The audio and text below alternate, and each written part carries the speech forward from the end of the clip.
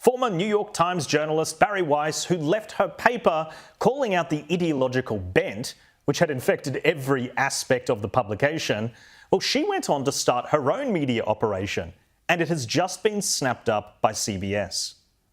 A major shift in the landscape of TV news. Paramount Skydance announcing that they've made Bari Weiss editor-in-chief of CBS News and acquired her online news and commentary organization, The Free Press.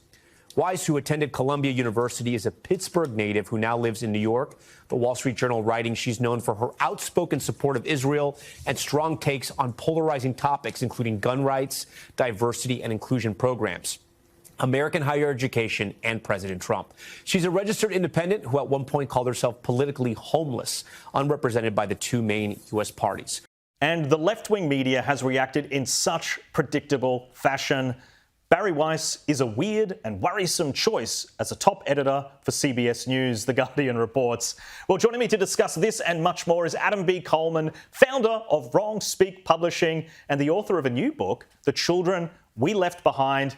Adam, thank you so much for joining me on the show. This is so interesting what CBS has done, and I'm really keen to get your thoughts. But from my perspective, it seems like many of these mainstream media outlets in America have recognised that independence is a massive issue.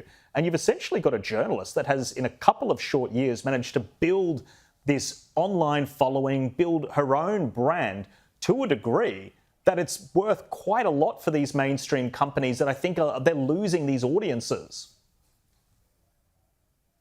Yeah, they're losing these audiences because it's very clear that there are a lot of Americans who don't feel like they fit in either camp.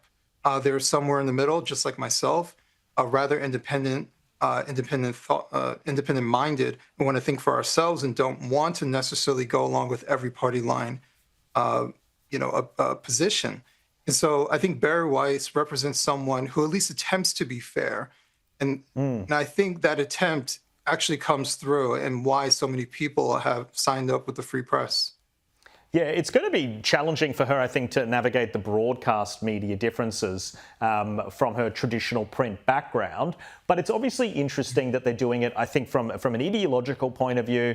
And it's obviously a recognition that they've been getting it wrong, that they've swung way too far to the left. And it's a play to get these audiences back. Yeah, it's obviously a play to get more of the centrist audience that's there.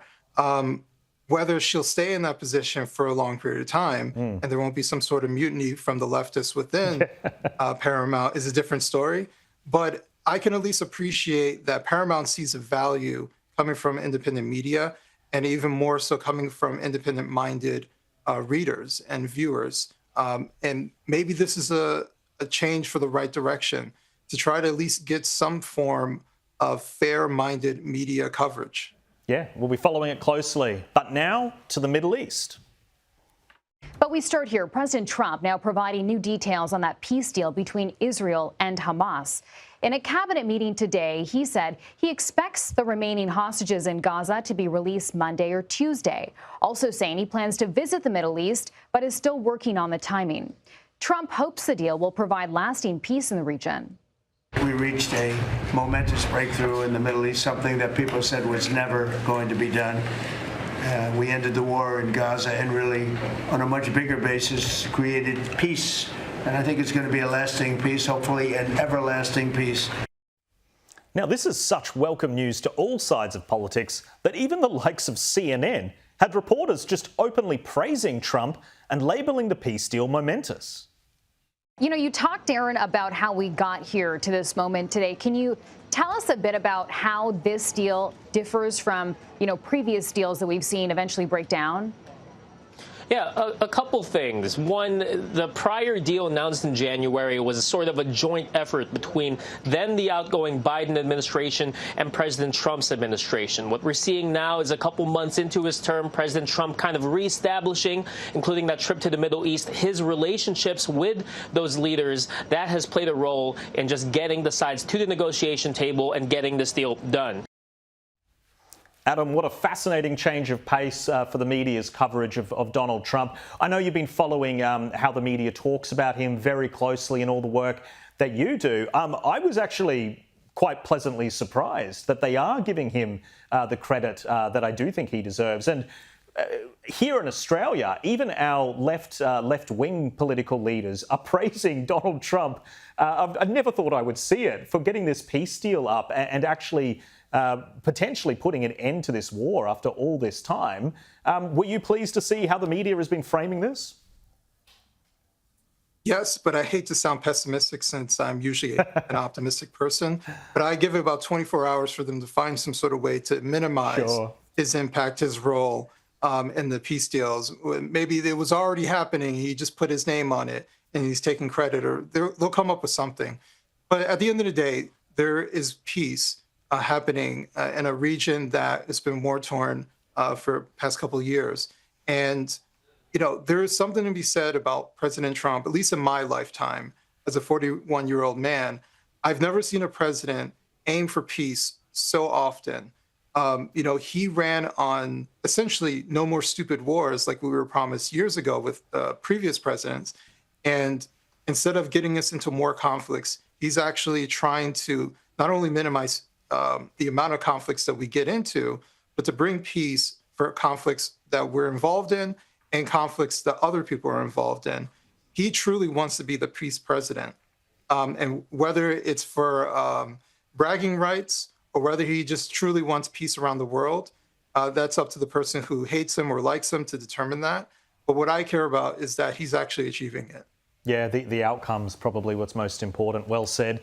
Now, moving on to The View, where Joy Behar has made headlines after alleging that Donald Trump sending troops to cities to help with their crime issues is actually an attempt for him to steal the next election. There is crime in American cities, but the way to deal with it is get the funding that you need for police, get the training that you need, and work with local officials. This is a pretext to stop the next election.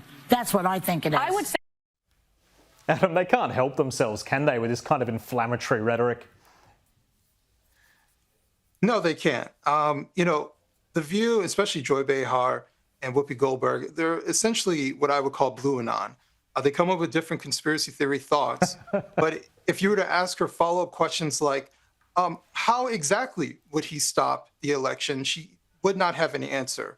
It would just be a bunch of gibberish.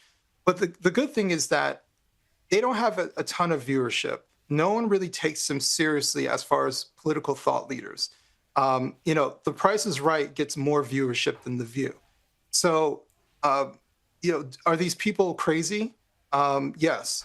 I've watched The View over the decades they've been around. There used to be some sort of interesting political dialogue and perspective that could be gained, whether you agreed with it or disagree with it. Now we're just watching upper-class women who gallivant around New York and complain about a society that they don't touch as they sip on mimosas and go to their penthouse apartments. Like, that's the type of vibe that we're getting from these people. They don't speak for the American public. Blue and on, I absolutely love that. Adam B. Coleman, thank you so much for joining me. I really appreciate your insights.